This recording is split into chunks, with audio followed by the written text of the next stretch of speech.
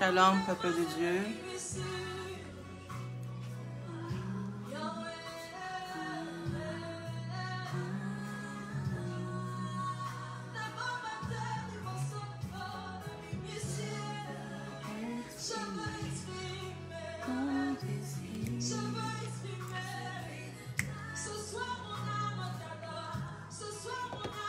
Bonjour, bonsoir. Je vous salue dans le nom de Jésus.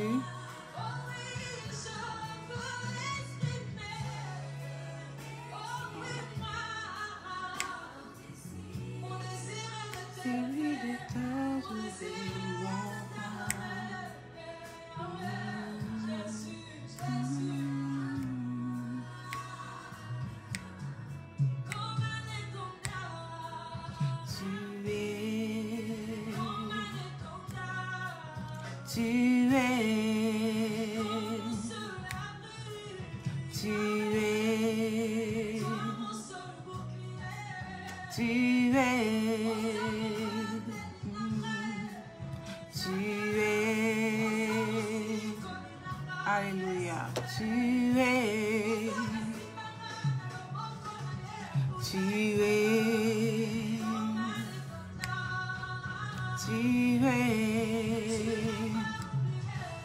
Tu m'aimes encore. Tu m'aimes encore. Oui, Jésus, tu m'aimes encore. Merci, Seigneur, pour ce moment que tu nous permets encore de partager ta parole. Merci pour ta parole qui est la vie. Pour ta parole qui nous transforme. Pour ta parole qui nous fait du bien. Je bénis, Seigneur, ce moment. Je bénis, Seigneur, la personne qui va écouter ce message. Seigneur, je remets ce moment entre tes saintes mains. Parle au travers ma bouche. Je m'abaisse. Élève-toi, Saint-Esprit. Viens, Seigneur, nous faire encore du bien au travers de ta parole. Que ce qui n'est pas de toi soit détruit et aille dans les lieux arides au nom de Jésus. Nous te laissons la place, Saint-Esprit. Nous te laissons la place, Seigneur. Merci pour ton amour. Sois élevé au nom de Jésus. Amen. Alléluia, alléluia. Alors, le message d'aujourd'hui s'intitule « Ordonne que j'aille vers toi ». Nous allons prendre la parole de Dieu dans Matthieu 14, 22 à 31. Je vais lire au nom de Jésus. Aussitôt après, il obligea les disciples à monter dans la barque et à passer avant lui de l'autre côté, pendant qu'il renverrait la foule. Quand il l'eut renvoyé, il monta sur la montagne pour prier à l'écart. Et comme le soir était venu, il était là, seul. La barque, déjà au milieu de la mer, était battue par les flots, car le vent était contraire. À la 4e veille de la nuit, Jésus alla vers eux, marchant sur la mer. Quand les disciples le virent marcher sur la mer, ils furent troublés et dirent « C'est un fantôme ».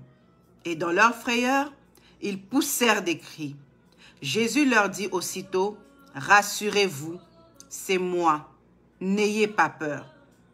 Pierre lui répondit « Seigneur, si c'est toi, ordonne que j'aille vers toi sur les eaux. » Et il dit « Viens ».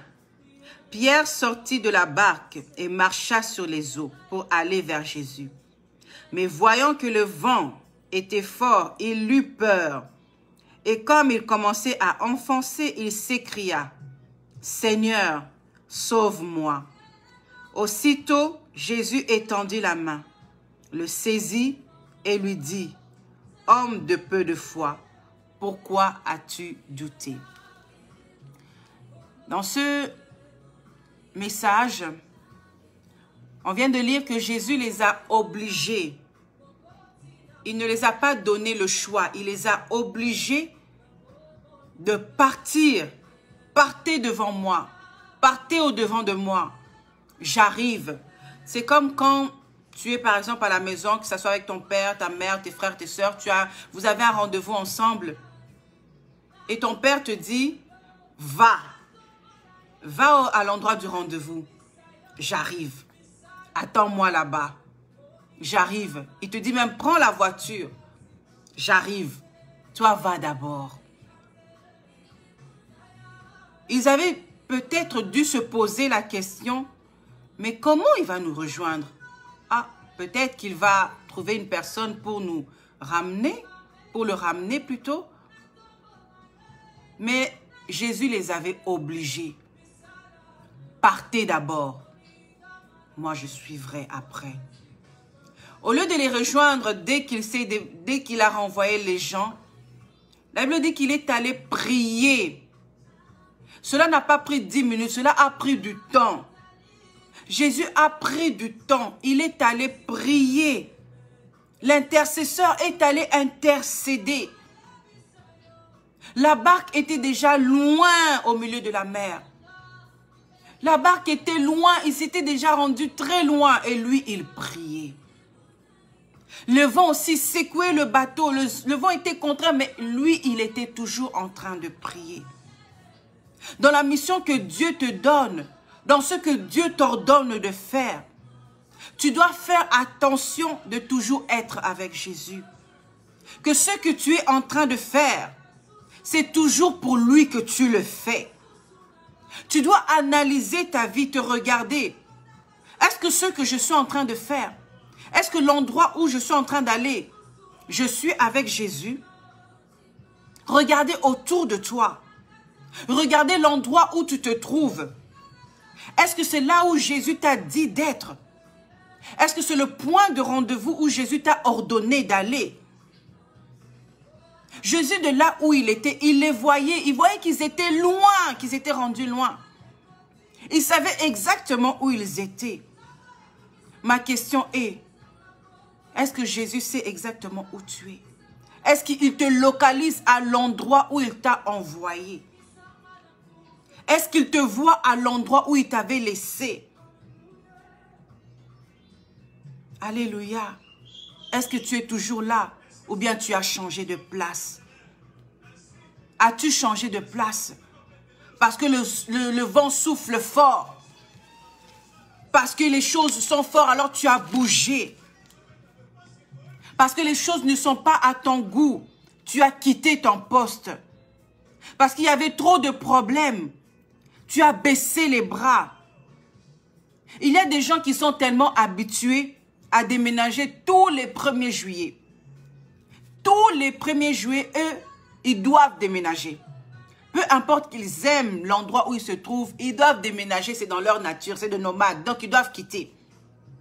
Et malheureusement, il y a des gens comme ça dans l'église aussi, où tous les ans, ils changent d'église, ils changent de place. Il va te dire, oh, je ne sens pas la présence de Dieu. Oh, bon, ce pasteur-là n'est pas assez, il n'a pas assez de puissance. Est-ce que c'est vraiment ça le problème ou c'est toi le problème? Est-ce que tu entends toujours la voix de Dieu ou bien tu es loin, très loin de là où Dieu t'avait dit d'aller? Est-ce qu'il est toujours avec toi? Retourne là où il t'a dit d'être. Retourne au point du rendez-vous. Là où Jésus t'a dit, attends-moi là-bas de l'autre côté.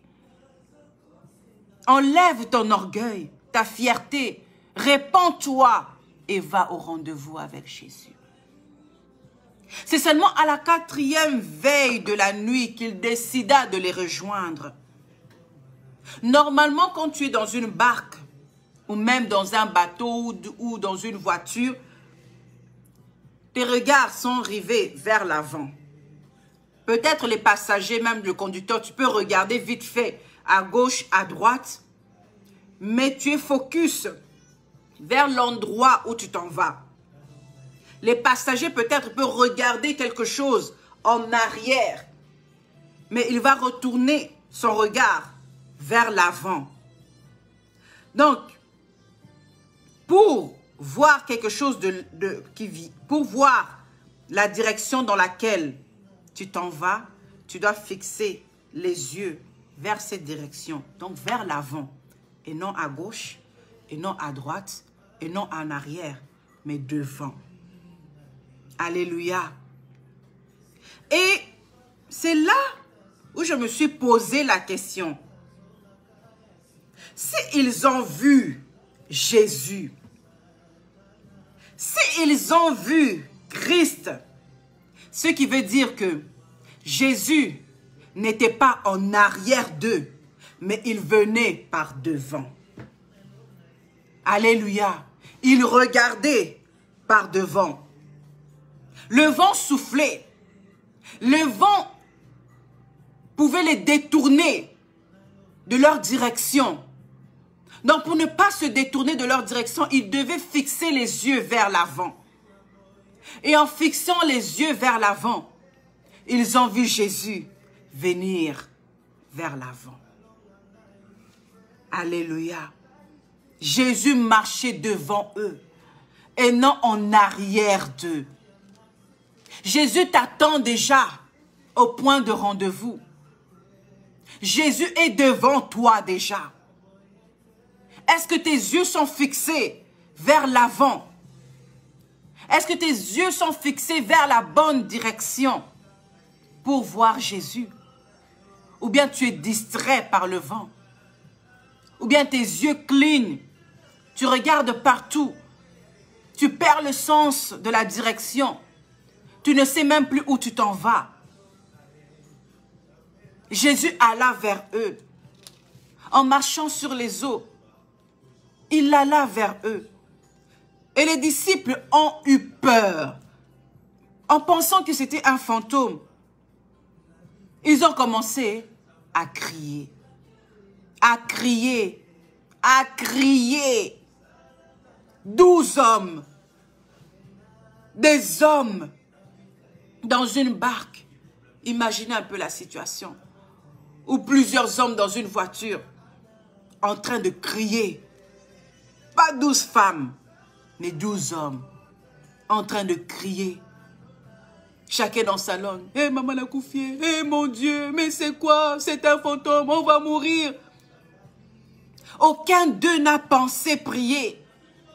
Aucun d'eux n'a pensé invoquer même le nom de Jésus contre ce fantôme ou de lier même le fantôme. Ils ont eu peur et ils ont crié. Ils ont crié. Dans cette effrayeur, ils ont crié. Ils ont été surpris, ne s'attendant pas à voir Jésus. Et encore moins à le voir marcher sur les eaux. C'était impossible. C'est ça qui arrive à certains d'entre nous. Dieu t'a envoyé. Et Dieu te surprend en te bénissant, en t'utilisant. Et tu commences à te poser des questions. Est-ce que c'est vraiment Dieu? Est-ce que c'est vraiment lui qui m'a parlé? Est-ce que c'est vraiment lui qui m'a montré telle chose? Est-ce que c'est vraiment lui qui m'a envoyé telle personne devant moi? Est-ce que ça vient de l'ennemi? Peut-être que ça vient de l'ennemi. Peut-être que c'est lui qui veut me piéger. Tu paniques. Tu te poses des questions. Tu te mets à crier, à faire du bruit. C'est un fantôme. Ce n'est pas Jésus. Ils ont arrêté les cris, pas par eux-mêmes. Pas par eux-mêmes. Aucun n'a calmé l'autre pour dire, mon cher, arrête un peu. Regardons un peu, prenons notre courage à deux mains. Vérifions ce fantôme, qu'est-ce qu'il veut, où il s'en va. Personne n'a pris cette initiative. C'est Jésus lui-même qui les a calmés. Il les a calmés. Il leur a dit dans verset 27 de Matthieu 14, « Rassurez-vous, c'est moi. N'ayez pas peur. C'est moi qui viens devant vous. C'est moi qui est au rendez-vous. C'est moi qui vous bénis. C'est moi qui vous fais du bien. Rassurez-vous. » Et la Bible dit que Pierre a pris son courage à deux mains. Malgré son doute, il a pris son courage à deux mains. Il a lancé un défi à Jésus. Si c'est toi, ordonne que j'aille vers toi sur les eaux. Si c'est toi, ordonne que je marche sur les eaux. Ordonne, Seigneur. Pierre a oublié que pour aller vers Jésus, il doit avoir totalement confiance en lui. Pour aller vers lui, tu ne dois pas regarder la mer. Tu ne dois pas regarder à gauche ou à droite, mais tu dois regarder Jésus. Pour aller vers lui, tu dois marcher. Il y a la part de Jésus, il y a la part de Dieu et il y a la part de l'homme aussi. Combien de fois tu as dit dans tes prières, Seigneur, si c'est toi, fais ceci. Seigneur, si c'est toi, montre-moi cela. Seigneur, si c'est toi, je veux un signe.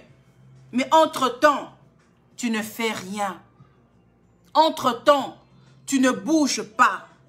Entre-temps, tu as les bras croisés. Tu attends seulement que le miracle tombe. Pierre était pourtant disciple de Jésus. Il était habitué d'être avec lui. Jésus les enseignait, mais il a douté que c'était lui. À cause de la mer, il n'a pas eu confiance. Seigneur, si c'est toi, ordonne que j'aille vers toi.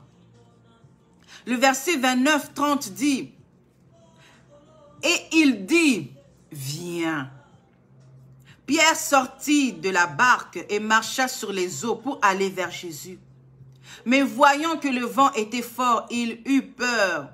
Et comme il commençait à enfoncer, il s'écria, Seigneur, sauve-moi. Pierre a quand même eu son courage par rapport aux autres. Il a quand même eu le courage. Il a pris son courage à deux mains pour sortir de la barque et poser ses pieds sur la mer. Il a bien vu, quand il a posé ses pieds, que c'était ferme. Il a tâté, il a vu que c'était ferme. Et qu'il pouvait marcher. Et il a commencé à marcher. Il a commencé à marcher vers Jésus. Mais, au lieu de garder ses yeux fixés vers Jésus, au lieu de garder sa confiance en Jésus, au lieu de garder le focus sur Jésus, là, la Bible dit que il a commencé à s'enfoncer. Il n'a pas fait confiance que je suis avec Jésus, que rien ne peut m'arriver de mal parce qu'il est là. Il y a eu un doute à cause du vent. Pierre il a tiré son attention au vent. Le vent qui était fort, soufflait fort. Mais quand j'essaie de comprendre, je me dis apparemment le vent était fort avant que Jésus soit là. Ils avaient déjà du mal. Mais quand Jésus a commencé à marcher vers eux, le vent s'était arrêté. Parce que quand le vent souffle fort, des fois ça dérange ta vue. Tu ne peux pas voir clair. Le vent s'était arrêté. Mais le vent a recommencé quand Pierre a posé ses pieds sur la mer et qu'il a commencé à marcher. C'est à ce moment-là que le vent est revenu, que le vent a soufflé fort, parce que Pierre était sur l'eau. Quel vent tire ton attention? Alléluia. Le vent, on ne le voit pas, mais on le sent. Par les vêtements, les cheveux qui bougent. Ce vent représente les problèmes, les blablas des gens qui parlent, des situations pour te distraire, des conversations inutiles pour capter ton attention, afin que tu arrêtes ta marche vers Jésus et que tu coules. À cause du doute, verset 31, la Bible dit, à cause du manque de foi, l'ennemi a trouvé une porte en Pierre parce qu'il n'avait pas la foi, il avait le doute. Il a envoyé le vent, va, souffle. Souffle sur cette personne qui ne croit pas, qui n'a pas confiance, qui ne comprend pas que quand Jésus est là, rien ne peut lui arriver. Il souffle le vent. Alléluia. Il a soufflé fort. Normalement, comme c'était l'eau, il ne devait pas s'enfoncer. Parce que là, il s'enfonçait comme dans un sable mouvant. Il commençait à s'enfoncer doucement. Normalement, il devait couler direct. Directement, il devait couler dans l'eau et se noyer. Mais parce que Jésus était sur l'eau, mais parce que Jésus avait dit à Pierre, viens, parce que sa présence était là, rien ne pouvait arriver à Pierre. Alléluia. Parce que Jésus était là, rien de mal ne pouvait lui arriver. Même si le vent soufflait fort, rien de mal n'allait lui arriver. Garde ta confiance en Dieu. Peu importe le vent qui peut souffler fort dans ta vie. Est-ce que vous avez déjà vu des films de super-héros? Le vent peut souffler fort. Les choses autour, bouger, sauter, aller dans tous les sens. Mais tu le vois, lui, au travers de tout cela, il marche avec assurance. Il marche. Il est sûr de lui, sûr de son pouvoir, sûr de sa force. Et avec leur cape, tu vois souvent, même sa cape ne bouge pas. Mais lui, il continue à marcher. Le vent tout autour bouge, les voitures, ainsi de suite. Mais lui, il garde sa marche, son assurance vers la direction, vers l'endroit où il s'en va. Il est sûr. C'est ça un chrétien. C'est ça un chrétien. Peu importe le vent qui peut souffler à gauche, à droite, qui bouge les choses, qui bouleverse les choses. Mais lui, il garde ses yeux rivés sur Jésus. Il garde son attention sur Jésus et il marche avec assurance. Il marche avec foi et confiance que ce Jésus ne le laissera pas tomber. Alléluia. La coiffure nickel qui ne bouge pas. L'assurance en Jésus te donne un pouvoir, te donne une force que rien ne va bouger dans ta vie, que rien ne va être bouleversé dans ta vie, parce que Jésus est là. Alléluia. Continue ta marche avec Jésus. Garde ta foi en lui. Bien-aimé, l'objectif de l'ensemble de ses disciples, c'était d'aller au point de rendez-vous de l'autre côté. Là où Jésus les avait dit d'aller et d'être. Mais là maintenant, l'objectif de Pierre à ce moment-là, c'était de marcher vers Jésus. Quel est ton objectif? Quel est ton objectif? Nous avons tous un travail que Jésus nous a donné comme disciples. C'est d'aller au point de rendez-vous. C'est d'aller au point de rendez-vous. Il va nous y rejoindre. Il nous y attend déjà. Il est déjà au point de rendez-vous. Jésus t'attend. Jésus t'attend. Là où il t'a dit d'aller. Jésus t'attend, il est déjà là. De quelle façon vas-tu à ce rendez-vous? Avec quel cœur vas-tu à ce rendez-vous? Avec quelle pensée vas-tu à ce rendez-vous? Et que fais-tu sur le chemin en direction de cet endroit? Qu'est-ce que tu fais? Avec qui es-tu? Qui est avec toi? Est-ce que tu es avec des gens avec qui vous allez crier quand il y a un problème? Avec qui vous allez pleurer quand il y a un problème? Alléluia. Sur la mer avec ce vent, ils pouvaient chavirer. Ils pouvaient mourir. Il pouvait se passer beaucoup de choses. Mais parce que Jésus les avait dit, allez. Jésus les a obligés, allez. Alors il était au contrôle. Au début, on a lu que Jésus était en train d'intercéder, que Jésus était en train de prier. Il savait tout ce qui était en train de se passer. La même chose pour toi. Jésus t'a donné une mission. Tu as un appel. Il t'a obligé à le servir. Il t'a obligé de faire cette mission-là. Peu importe le vent, Jésus intercède pour toi. Il est là. Et parce que c'est lui qui t'a obligé, parce que c'est lui qui t'a envoyé, il va te garder. Il va te garder. Il va te protéger. Alléluia. Aie confiance. As-tu perdu espoir? Est-ce que le vent t'a fait changer de direction? Est-ce que tu as eu peur de servir Jésus? Tu t'es dit c'est trop dur, c'est trop difficile, trop de problèmes, trop de ceci. Seigneur, choisis une autre personne. Mais c'est toi que Dieu a choisi. C'est toi que Dieu a appelé. Dans ta famille, dans ta maison, tu es celui que Dieu a choisi. Tu es celui que Dieu veut afin de délivrer les autres. Dieu t'attend au rendez-vous. Dieu t'attend au rendez-vous. Aucun d'eux ne pouvait se perdre. Aucun d'eux ne pouvait mourir.